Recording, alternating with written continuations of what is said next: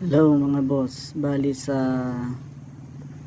video na to papakita ko kung paano palit-palitan ang mapa dito sa GPX Nav app. So sa app na to hindi lang iisa ang mapa, marami kang pwedeng gamitin dito, depende sa gusto mo, depende sa lugar mo. So unang-una itong colored, itong shaded relief, ito yung default na mapa dyan. Ang sakop lang nito ay buong Pilipinas.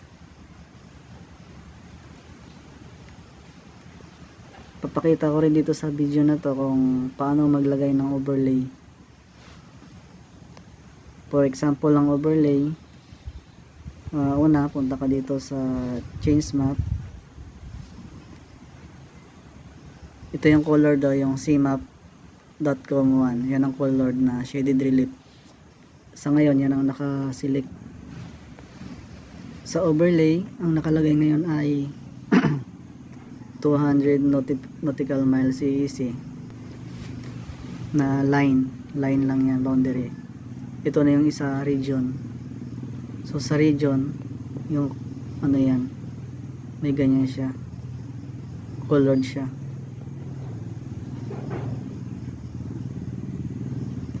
Makikita mo yung boundary ng EEC. Pwede mo i-adjust yan dito sa transparency seekbar.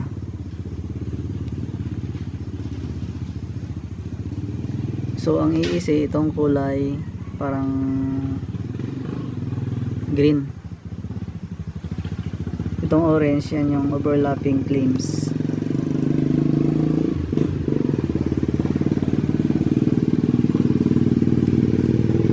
Pwede pa natin to palitan ng ibang overlay, halimbawa ng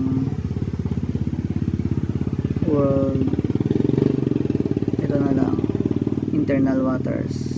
Yan.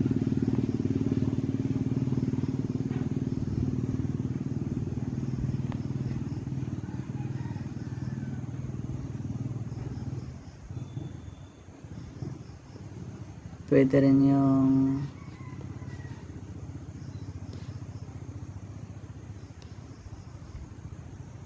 archipelagic waters.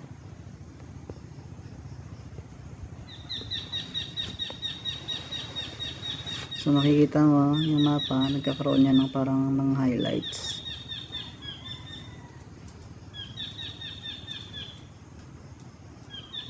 So sa ngayon, ang gagamitin ko lang munang overlay ay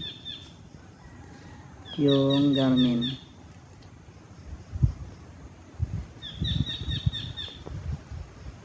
Yan.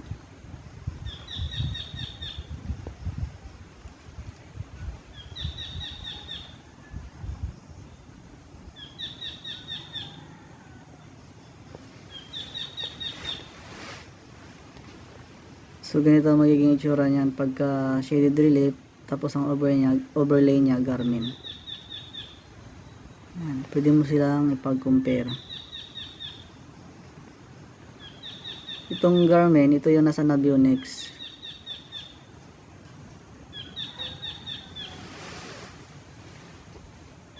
So halimbawa ito, pwede ko siyang mapagkumpara kung pareho sila. Kagaya nito, sa Navionics, wala yung parang itong maliit na bahura na to. Sa shaded relief, kita siya. Sa ibang lugar naman, meron namang wala sa shaded relief na meron sa Garmin. So depende na lang yan mga master sa lugar nyo.